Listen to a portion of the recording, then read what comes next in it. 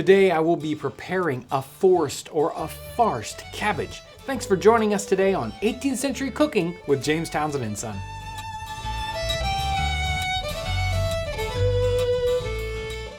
Today's recipe comes from the 1747 second edition of Primitive Cookery. Now, the Primitive Cookery that we sell in our catalog is the first edition. Unfortunately, this recipe is not in the one we carry, but this recipe in the cookbook is called, it's called a cabbage pudding. But many times, making the dish in the manner that we're going to make it in is also referred to as a forced or sometimes a farced cabbage. So let's get started. So let's start out with our cabbage here. We need to use about half the cabbage, but we also need to save some really big outer leaves to use when we're putting this together. So I'm going to cut this at the bottom to release some of these outer leaves. And they don't have to be perfect, but try to pick nice, good ones that don't have any nastiness from the outside. You might want to take the very outer ones off if they're dirty. So you want enough leaves to make a full sort of cabbage head when we're done. So you need at least 2 good half leaves. We're going to save those back, and now we're just going to cut this cabbage in half and then chop it up nice and finely.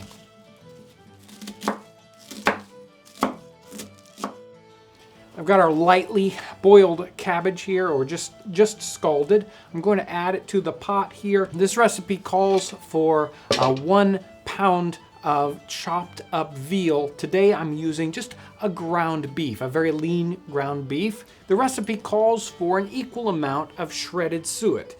I'm actually going to lower the quantity of suet in this recipe and use just a half a pound of shredded suet. We are now offering a beef suet on our website and in the future in our print catalog.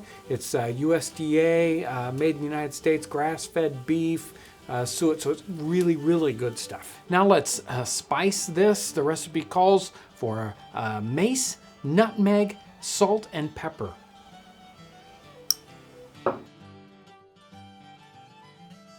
And finally, it also in the spice section talks about green gooseberries, green grapes, or barberries in season. None of those are in season. It says if you're making this in the winter, you can also add some verjuice, or in this case, since verjuice is a little hard to come by these days, you can get it online. But today I'm going to add a little bit of just plain apple cider vinegar, maybe 2 tablespoonfuls. And our final ingredient here, 3 egg yolks.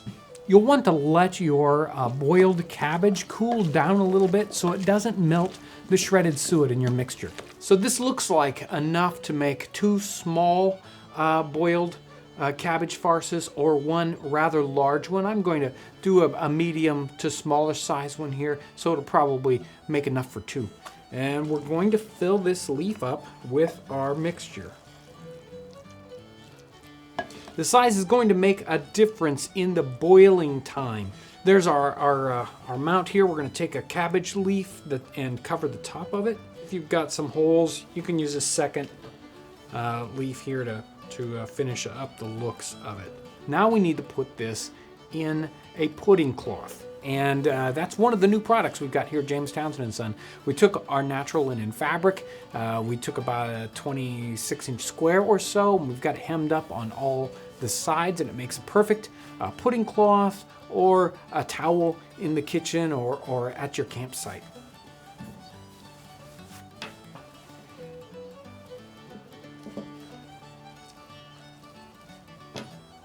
This pudding or this boiled cabbage is not going to grow, so you can tie it fairly tightly. Like all boiled puddings, you want this to go into the water that's already boiling, and this is going to boil probably one this size, about an hour, maybe an hour and a quarter. So let's get this into boil.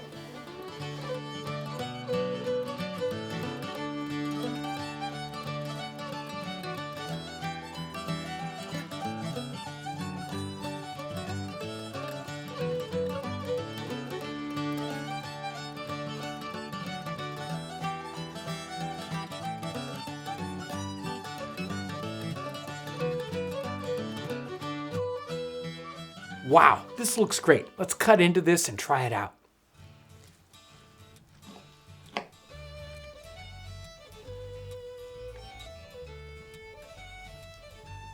You definitely want to eat this while it's warm if you've got the suet in it, because that kind of solidifies if it's cold.